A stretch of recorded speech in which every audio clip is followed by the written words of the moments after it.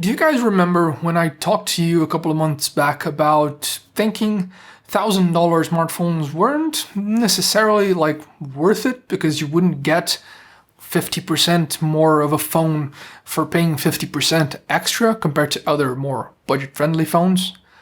Yeah, on that, I think I was wrong. I was also right, but we'll get to that.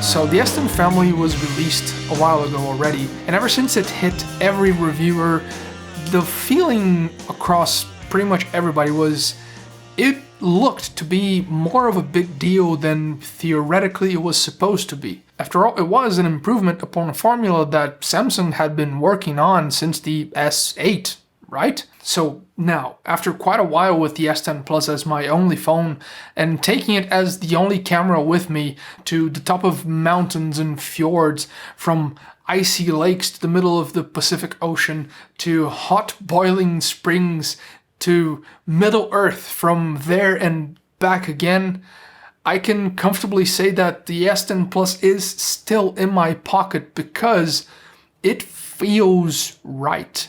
That formula, Samsung has basically worked it to a point where to actually achieve perfection, they will probably have to buy out Google's Pixel division just to be able to get their hands on that pesky camera algorithm.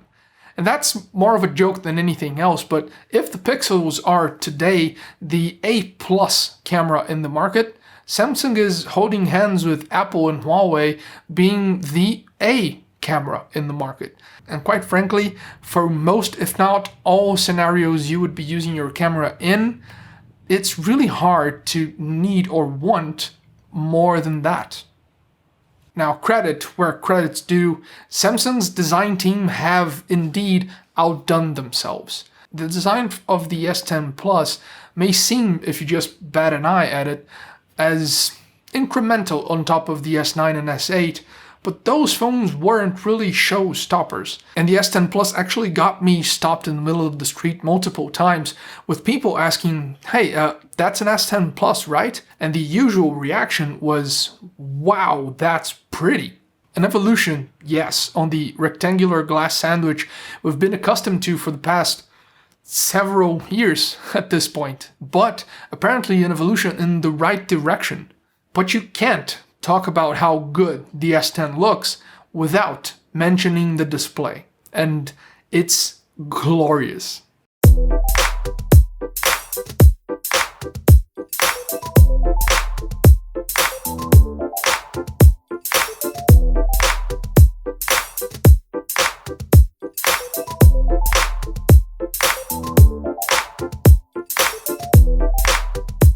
Absolutely stunning. It feels like everything you look at, it's popping off of your screen right in front of your eyes. And it is indeed brighter than it should even need to be, because you don't actually need to use full brightness, even in direct sunlight, to be able to use your phone.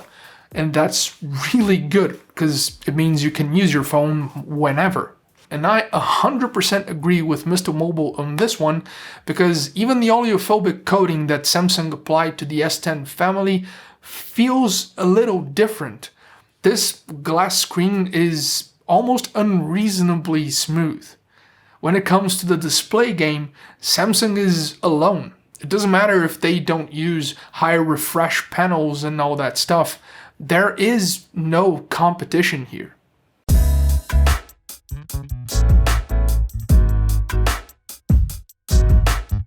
Ultimately, there isn't such a thing as a perfect phone. What can come close to that is the perfect phone for you, or what it feels to be the perfect phone. Because it does everything you need it to in an easy manner. It just works seamlessly, effortlessly, And that is exactly the way I feel about my time with the S10 Plus. From taking it out of the box on day one after release, then setting everything up and start to use it actually to test everything, all the tasks I had to get done were dealt with no hiccups. Every photo and video I wanted to take were shot with no hassle. Every app opening, every game playing, every update installed seamlessly, effortlessly. And as time starts to pass by, you begin to notice different little things that all add up to that beautiful experience, like battery optimization for one. Samsung always had software trying to make things work better and keep your phone alive for longer and, smoother for longer, but they weren't always successful. But this time I was actually gifted extra peace of mind that I would get to the end of the day not being left without a phone, and even further from that I would actually be still left with enough that if I needed to or wanted to stretch a little bit more and get even more done with that same charge, I would be able to. And that peace of mind builds up to quite a lot, even with stuff like IP rating for water and dust resistance, because the average consumer doesn't have to trust a company, but having that certification at least means another step, another reassurance that your phone is well taken care of and that it can withstand more. And despite the fact that it may only be psychological, that reassurance can very well sway your purchase decision towards something different. And that sort of thing permeates my entire experience with the S10 Plus. The best display in the world, the best build with a gorgeous design, all the features that you could possibly want to use right now and maybe even some that you will end up using in the future. The first of its kind in-display ultrasonic fingerprint scanner, which may not be perfect for everybody but does work very well, thank you very much. The S10 line even brings features that, according to Google at least, you shouldn't even expect to see outside of lower tier phones like the Pixel 3a. By that I mean the 3.5mm jack, because after all, as we all know, there are no really good wired headphones that you might want to use with your higher tier phone, right? Wait. To borrow a bit from John Rattinger, everybody that sees or gets the S10 in their hands is startled. It's just jaw-dropping, and they're taken aback by how good it looks, how good it feels in the hand, and how seamless and effortless it is to use. Especially for those coming from older Samsung phones, because the leap in software alone is so big that the experience is completely different. In fact, because of One UI's evolution and Samsung's speedier software updates, I would right now put them in a spot where I'd bet the S10 lineup will last still feeling snappy, smooth, and powerful for longer than what we're going to be seeing from the Pixels. And that's saying a lot, especially when you consider Google's and Samsung's past track record. But I just feel like One UI has been developed in a way that makes more sense. And I honestly like its approach to being more accessible and easier to use and more seamless and practical than what even Oxygen OS brings to the table with drawings on the screen and different gestures that you can learn. Don't get me wrong, Oxygen OS is still the fastest Android experience out there, but being the fastest isn't the same thing as feeling like you're the best. A note though to you, Samsung. In using the phone, one couldn't care less about the different processors you decided to use in the different versions of the S10 between the North American market and the international one. But it does really feel like you were just cutting costs. It's a business decision, and that's not the main issue. The problem is your chip isn't as efficient in idle power management at least, which means that even if it performs identically, I could be getting even better battery life from the already awesome one that I've been having with my S10 Plus.